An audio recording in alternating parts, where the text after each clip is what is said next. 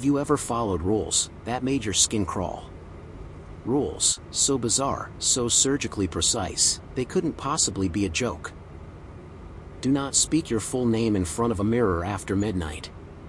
If someone says this isn't food, stop eating and leave immediately. If there's an extra camper you don't recognize, act normal. Report it in private. Now, ask yourself this. What kind of place needs rules like these? Hi, my name is Tyler Jensen.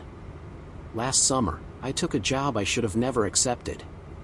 Camp counselor at a place called Camp Arrowmire, hidden deep in the swamp-stained bowels of Marrowwood Jungle, Florida. You won't find it on Google Maps. The nearest town, Telwick, is barely a whisper of civilization, the kind of place where the gas station still uses a rotary phone and the locals go quiet when you say the word camp. I was broke, bored, and desperate. So, when a tired-looking man named Mr. Cole offered me the job over Zoom, I said yes without blinking. I thought I'd be wrangling kids, roasting marshmallows, maybe dodging a few mosquitoes. But I was dead wrong. When I got to camp, the first thing they handed me wasn't a uniform or a map. It was a laminated, double-sided rule sheet. I squinted at the list, expecting prank material. Instead, I got this. Do not let any camper wander off trail. Even if you hear them calling from the woods. At exactly 2:17 a.m., you may hear knocking. Do not open your cabin door. If a camper complains about the tall man with no eyes, report it immediately. Never say your full name in front of a mirror after midnight. There were 23 rules in total. Some of them even had handwritten notes in red pen. Rule 4 had one that simply read, "Trust me. Don't be curious." I laughed. Couldn't help it. This, serious? What is this, some kind of creepypasta orientation? I asked Rena, another counselor. She had this hollow-eyed look, like she hadn't had a good night's sleep in years. She didn't laugh. Didn't even smile. Just follow the rules, Tyler, she said. No matter what. That stuck with me. Not her words. The way she said them. Like she wasn't warning me, she was begging me. That first night, sleep was a joke. The jungle wheezed and hissed outside like it was alive. The air was thick and hot, clinging to my skin like wet gauze. I shared a cramped cabin with another counselor, Jason. He snored like a dying tractor. Around 2 a.m., I gave up on sleep and just lay there, staring at the ceiling fan as it groaned in slow circles. Then came the sound. Knock, knock, knock. Slow, measured, and too deliberate. My throat constricted as I forced myself to clear it, like the air itself didn't want me breathing. I checked the time. 2:17 a.m. Jason? Still snoring, unbothered. Another 3 knocks, louder this time. My legs itched to move, but my brain screamed at me to stay put. My eyes darted toward the door. That's when it hit me. Rule 4. Do not open your cabin door at 2:17 a.m. I stayed frozen, every muscle clenched, until morning light slipped in through the cracks in the wood. When I stumbled out of the cabin, eyes bleary and heart still hammering, I noticed something scratched into the door's surface. 3 long gouges, like fingernails, or claws. And beneath them, in smeared red marker, or something darker, just 3 words. You almost did. That was day 1 at Camp Arrowmire. And, the worst part? That was the start of everything unraveling. That was the easiest night I had there. The next morning, I asked Jason if he'd heard the knocks too. He barely looked up from his cereal. Happens every night, he muttered. Just don't answer. Like, it was nothing. Like, ghostly knocks in the dead of night were just weather. That day didn't feel right. The camp looked the same, chipped cabins, humming insects, sun slicing through the mossy trees, but something was off. Like the ground was holding its breath. The kids were mostly normal. Some cracked jokes, some cried about home. But a few? They weren't like the rest. One in particular stood out. Owen, pale as a bone, always in long sleeves, even in the muggy heat. Eyes that didn't blink enough. He kept asking me the same question. When's the next switch? At first, I thought he meant schedules, camp switches or whatever. When I asked him what he meant, he just smiled and said, "You'll see." Like it was a promise. It was a Tuesday. Mid-afternoon. We were on a hike down Trail C when a scream ripped through the trees. High-pitched and panicked. Mia, one of the younger girls, was frozen in place, eyes locked on something in the distance. I followed her gaze, but saw nothing. She gripped my hand like it was a lifeline. He was standing there, she whispered, trembling. Tall, no eyes, but he saw me. I know he saw me. My mouth went dry. Rule 2, if a camper complains about the tall man with no eyes, report it immediately. I grabbed the radio with shaking fingers. "Mr. Cole, we've got a situation." His voice came through clear and calm, like he'd been expecting the call. "Thank you, Tyler. Bring the group back to base. Don't stop. Don't look back." That last part? Don't look back. It rang in my head the whole hike back. That night, I found something on my bed. Not printed, not laminated. Handwritten. A new rule. Rule 24, do not go near cabin 6. No matter what you hear. Only problem? We didn't have a cabin 6. At least, I thought we didn't. Later that night, Owen found me during the cleanup. "Have you ever seen the cabin that moves?" he asked. My heart skipped. "What do you mean?" He just shrugged, like it didn't matter. "You will." 3 nights later, the storm rolled in. Rain fell sideways, the jungle hissed with wind. I was on the late shift, flashlight flickering as I walked the camp's edge. That's when I saw it. A building. Old, sagging, and half-rotted. Covered in vines.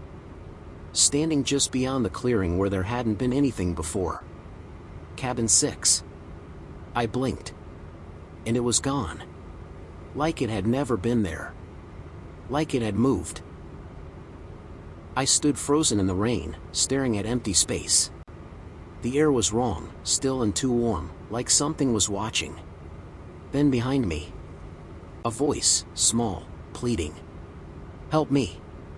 Please. I'm stuck." A kid's voice.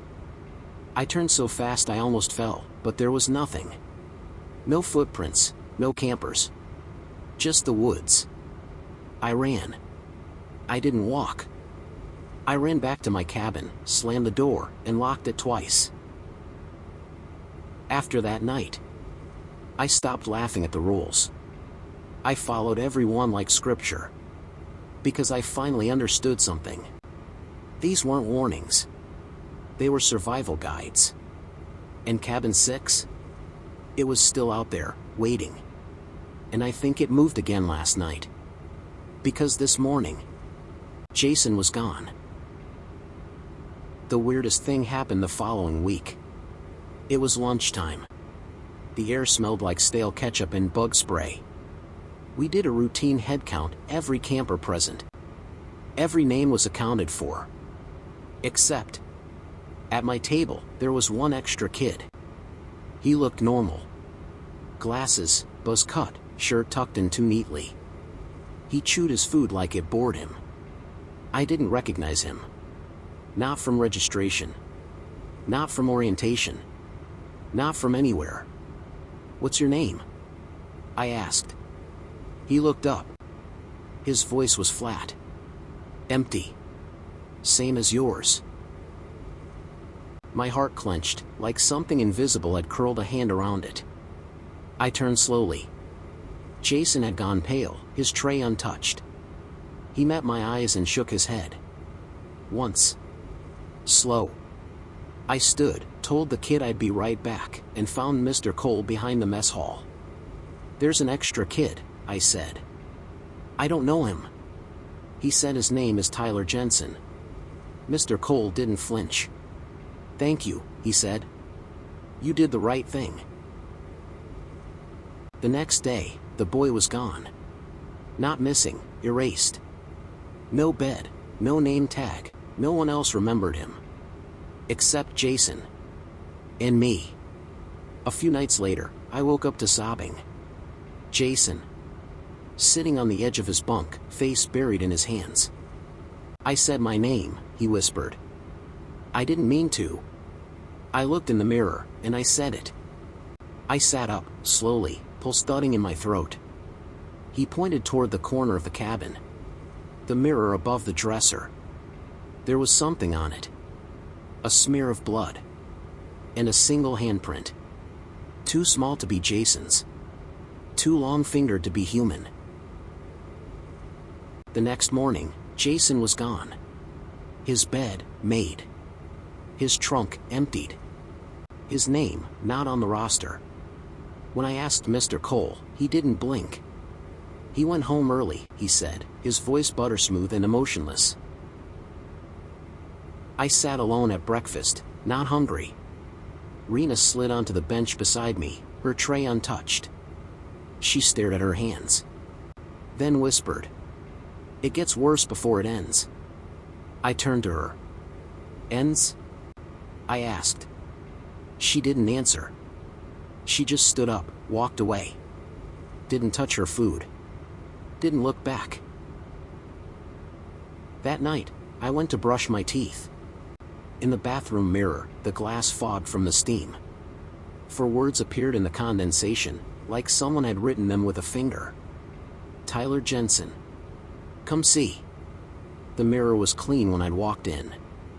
I stared at my reflection, jaw locked, breath shallow. And for just a second, my reflection didn't move when I did. And then, the dream started subtly.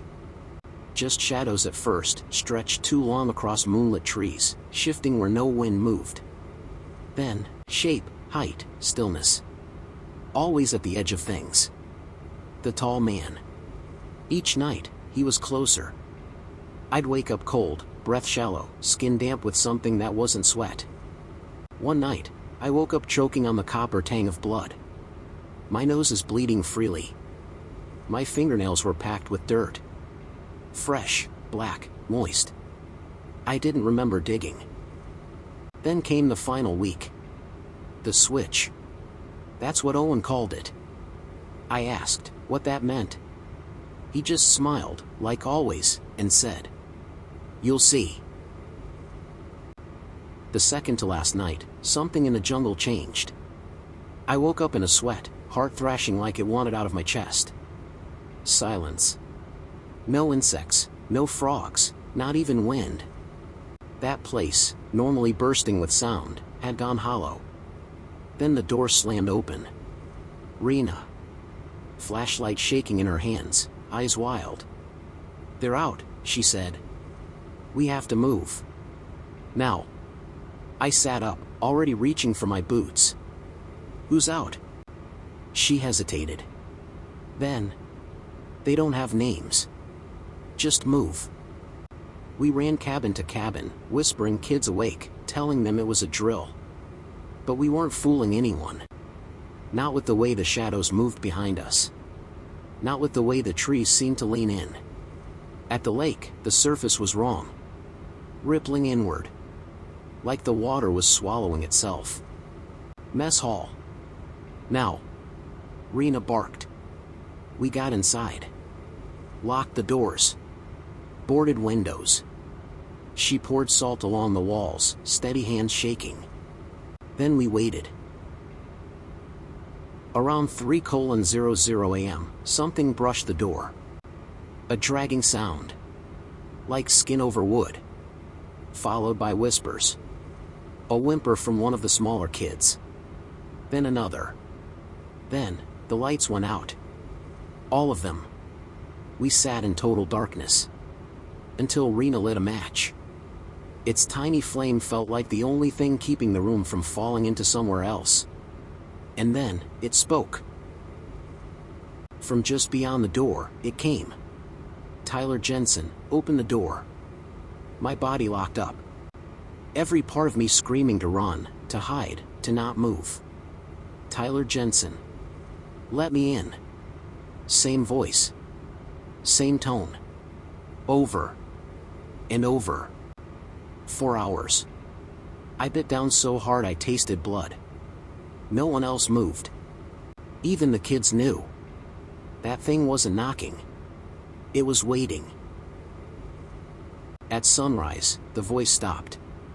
We opened the doors. Slowly. The jungle was back. Sound returned, birds chirping like nothing had happened. But the trees felt like they'd seen everything. Camp ended the next day. Parents arrived. Vans rolled in. Kids left. I never saw Jason again. Never heard about the boy who had my name. On my last day, Mr. Cole called me into his office. Said nothing. Just handed me an envelope. Inside was a bonus check. And a note, in that same red ink from the first rule sheet. "You followed the rules. Most don't." I got on the bus. I didn't look back. But some nights, when the clock clicks over to 2:17 a.m., I hear it. 3 knocks. And I never, ever answer. If you're ever handed a set of rules that don't make sense, don't laugh. Don't question them. And above all, follow them. Because you might not get a second chance. If you've made it this far, you're a legend. If you're loving the story, hit subscribe. It helps the channel grow and lets me bring you even more awesome stories. Your support means everything.